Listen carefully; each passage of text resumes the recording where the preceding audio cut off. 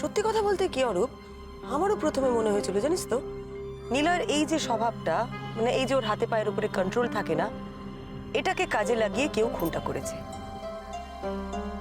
যে খুনটা করেছে সে খুব ভালো করেই জানতো পোস্টমর্টম রিপোর্ট আসার পর প্রমাণ হয়ে যাবে যে খুনটা গলা টেপার কারণে হয়নি, হয়েছে অন্য কারণে। আর তখনই নীলয়ের উপর থেকে আমাদের সব সন্দেহ চলে যাবে। আর হয়েছিল ঠিক তাই। এবার বলতো তোর কি কি প্রশ্ন আছে? দুটো প্রশ্ন আছে। এইটা ঠিক বুঝতে পারলাম যে নিলয় হেমরক বিষটা দিয়েছে, কিন্তু হেমরকটা পেলো কোথা থেকে? আর সেকেন্ডলি, তুমি এত কিছু জানলে কি করে? ওখানে যখন ইন্টারোগেট করছিলে তখন মনে হচ্ছিল না যে এত কিছু অনুমান করে বলছিলে। তো নিশ্চয়ই তোমার হাতে কোনো প্রমাণ ছিল। তোর প্রথম প্রশ্নের উত্তরটা আমি পরে দিচ্ছি, আগে দ্বিতীয়টা বলি।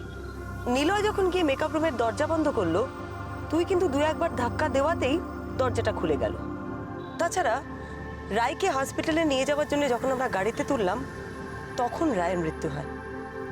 তার মানে পর্দা বন্ধ হবার পর অনেকক্ষণ ও স্টেজে জীবিত অবস্থায় পড়েছিল, তাহলেও হাত পা নাড়াতে পারছিল না কেন?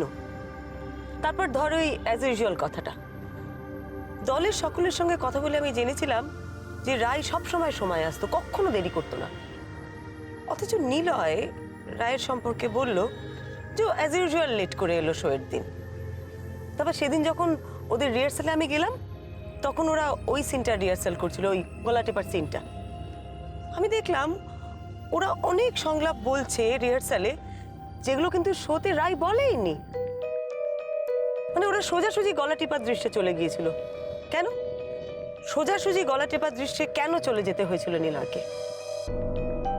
তারপর বাপ্পা সেদিন এসে যখন জুসের কথা বলে সমানে রবীনবাবুর ওপর দোষ চাপালো, আমার আর তখন সন্দেহ রইল না। তারপর ধর শোয়ের দিন রঘু যে রায়ের জন্য জুস আনতে যাচ্ছে, সেটা কিন্তু সবাই জানতো, কারণ ও যাবার আগে সবাইকে জিজ্ঞেস করেছিল কারো কিছু লাগবে কিনা।